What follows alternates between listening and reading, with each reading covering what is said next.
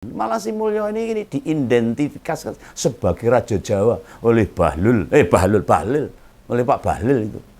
Namanya raja, jangankan rakyat, abdi dalem, patih, pangeran, prajurit, adipati, penasihat raja nggak bisa membuat raja mau mendengar. Ya remor, mul.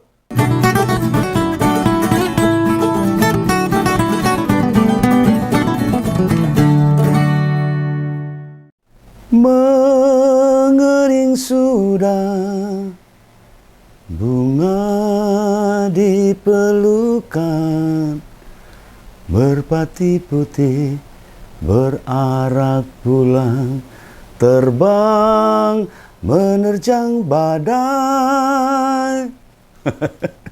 Nggak saya lanjutkan ini. Ini bagian dari ungkapan rasa sedih dalam hati Om Begawan ini. Melihat situasi. Bagaimana keluarga Pak Jokowi sekarang ini banyak dihujat, banyak diejek, banyak dibully. Kenapa seperti itu?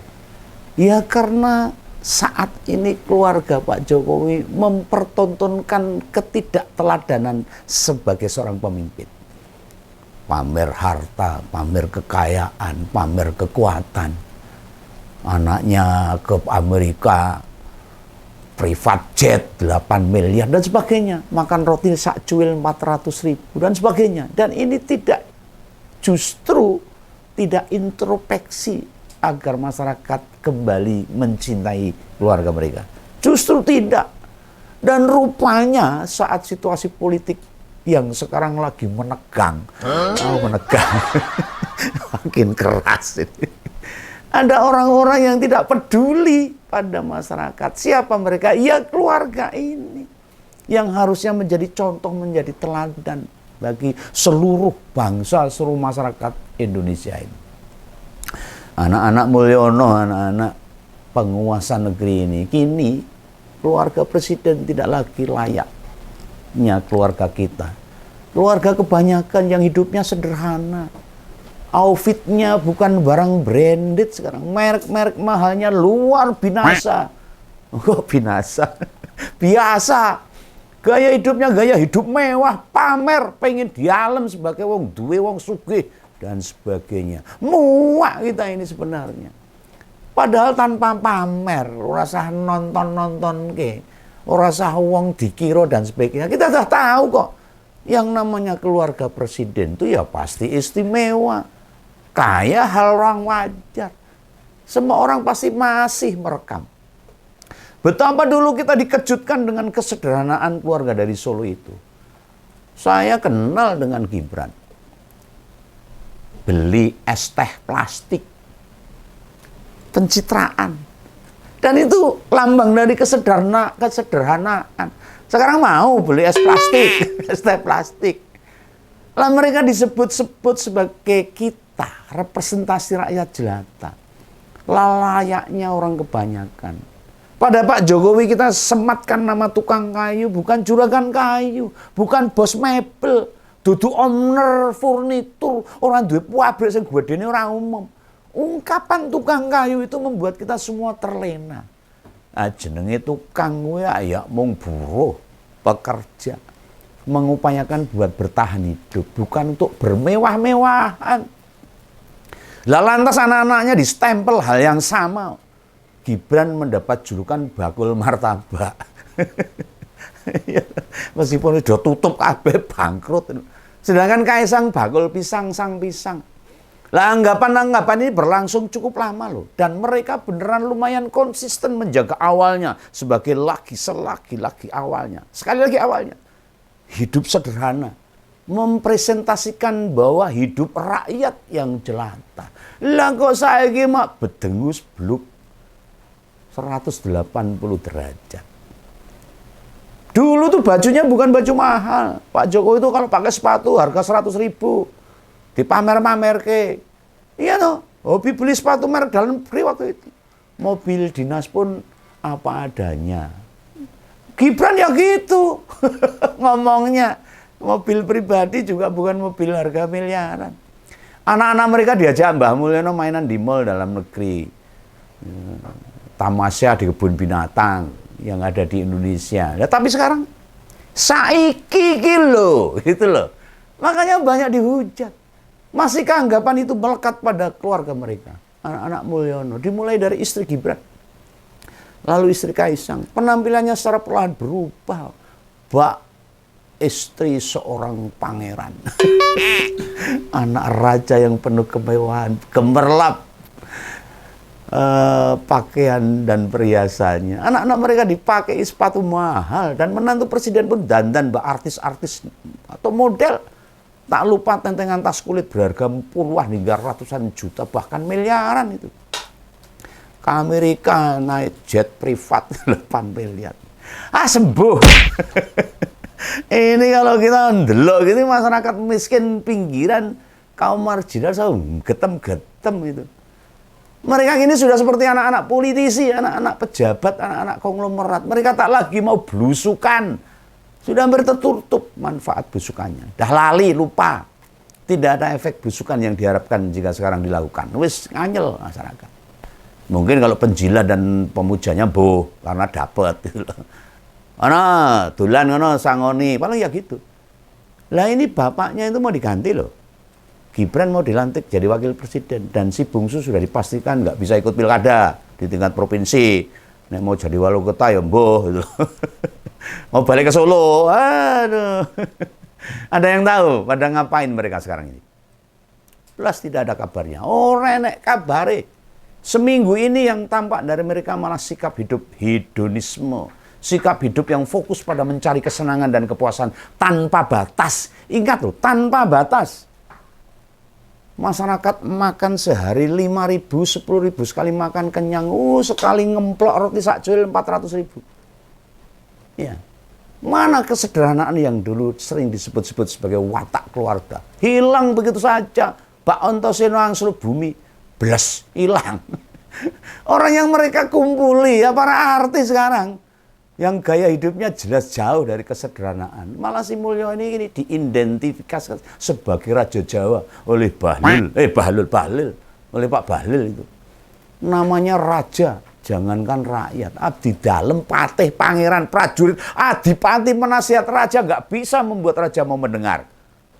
Moto picek kuping budek. Gak mau, masukan gak mau didengar. Nah, ini Pak Jokowi tak lagi kita. Jokowi bukan lagi kita. Dulu kita nyebut Jokowi adalah kita. Berapa tahun kita teriakkan gitu. Termasuk Bengawan. Pak Jokowi sudah berubah menjadi mereka-mereka yang berada di awang-awang. Seperti artis, bangsawan, dan para konglomerat. Jauh banget sama kita yang berada di pelosok-pelosok desa. Di pojok-pojok kota itu. Di tengah-tengah padatnya sebuah kampung. Yang baru saja viral. Dengar ini yang viral ini. Kaisang sama Erina ya itu tadi yang saya sebutkan. Naik private jet. Itu kalau enggak salah itu Gulfstream itu. Mau tahu berapa biaya yang dibutuhkan buat ke Amerika? Miliaran rupiah, bahkan tembus 8 miliar. Kalau makanya bolak-balik, PP mangkat mulai, ya itu tembus belasan miliar. Duitnya sopo ya? Lah mereka itu sopo, kekayaannya berapa? Di saat kondisi rakyat sulit nyari makan, keluaran, kelakuan mereka seperti itu. Jancu. Ya sudah begitu. Mereka posting di sosmed, orang pamer itu, marah masyarakat ini. Ya remor, mol. Remuk bunyi ajur mumur nih masyarakat ini. Babak bundas akhirnya disikat netizen. Bukan hanya Bengawan aja yang nyikat, yang kritik, yang membuli. Tapi saya membuli karena saya sayang sama keluarga Pak Jokowi. Bukan karena saya benci. Supaya Pak Jokowi dan keluarganya introspeksi. Apalah arti hidup ini? Selesailah dengan dirinya sendiri. Dengan diri kita sendiri. Mereka nggak merespon suara-suara yang nyorot mereka. Dicuekin aja. Bunyi-bunyiin kita itu dasar dianggap. Makanya saya bilang moto picek kuping budek. Ya mereka menganggap kita itu nggak bisa nyorot dapur mereka. Bisa. Mereka lupa diri kalau mereka itu keluarga pejabat. Yang kekayaannya dan fasilitasnya didapatkan dari jabatan mereka. Dan itu dari pajak rakyat. Dan ingat loh, Mbak Mulyani, Mbak Ani itu mengatakan pajak rakyat tahun ini tembus 1.000 triliun. Pajak dari kita untuk memberi fasilitas pada para pejabat, termasuk keluarga presiden. Itu pajak rakyat itu 1.000 triliun tembus ini, bayangkan.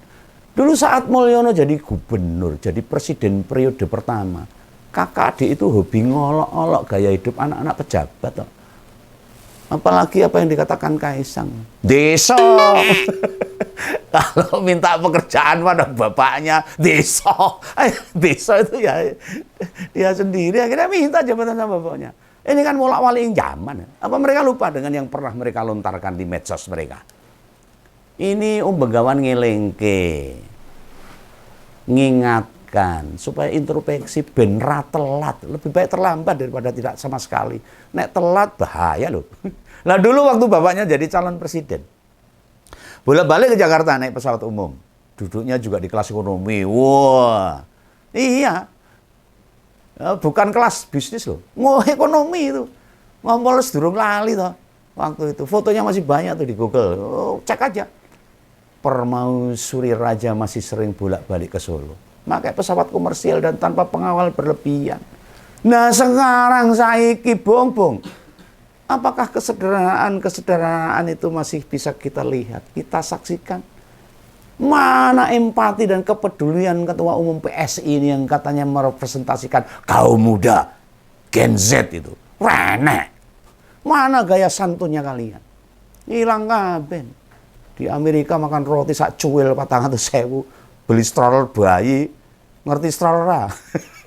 Loh, kereta dorong itu buat calon anaknya. Regane berapa tuh? 23 juta dan belinya di Amerika. Orang hebat itu.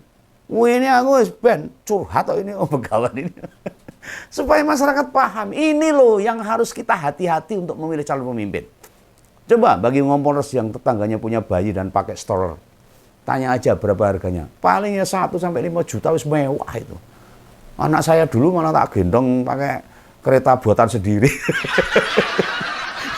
Atau banyak yang beli barang second. Harganya ratusan ribu. Kalau di Jogja itu ya di Beringharjo sana. Kalau di Solo itu ada Notoharjo dan sebagainya. Kan kebutuhan makainya nggak lama, cuma berapa bulan. Masa bayi itu nggak nyampe tahunan loh. Nah, bagi Begawan, bukankah sebuah barang itu lebih ke fungsinya, bukan harganya. Store itu murah dan mahal loh. Batas makanya paling 3 bulan, 4 bulan. Setelah itu buang gitu loh. Anak minta ditaruh di lantai, jalan sendiri, berangkang sendiri, nggak mau terdiam di store. Kecuali anak berkebutuhan khusus atau difabel. Nah, ini saya lanjutin ya. Biar sisan ini, biar unek-unek di hati Begawan itu lost doll. Apa stroller 23 juta itu komplit sama AC gitu. Bensilir gitu. Atau bisa jalan sendiri. Pemiliknya tinggal perintah, ngalor gitu. Jalan itu. Iya toh, belok kanan, belok kiri. Nah, di depan ada benda ya maka dia bisa berhenti sendiri krek gitu. Apa gitu? Ada sensornya. Apa malah lebih canggih lagi? Nek anaknya nangis terus ada yang nyusoni sendiri itulah. Ah itulah. Apa begitu itu? Atau ada mode pengaturannya, jam berapa harus dorong kereta dan sebagainya lah itulah. Ini yang perlu kita jaga. Nah, antara store yang 5 jutaan sama 23 jutaan ya sama lah, sama fungsinya sama. Ya. Juga ini, apa yang mereka pertontonkan ini akan menjadi contoh yang sangat negatif bagi masyarakat Indonesia. Lah kemarin itu Gibran datang ke acara Grab Indonesia itu memakai mobil baru loh.